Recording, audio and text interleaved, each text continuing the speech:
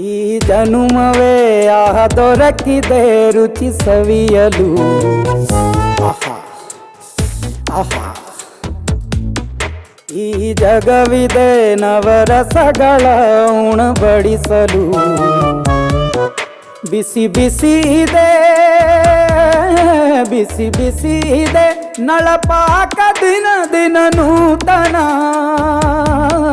ಈ ಬಿಸಿಯುವಾರುವ ಮೊದಲೇ ಎಲ್ಲರ ಜೊತೆಯೇ ಮೆಲ್ಲುವ ಕಲೆಯ ಜೀವನ ಜನುಮವೇ. ಈ ಜನುಮವೇ ದೊರಕಿದೆ ರುಚಿ ಸವಿಯಲು. ಈ ಜನುಮವೇ ದೊರಕಿದೆ ರುಚಿ ಸವಿಯಲು.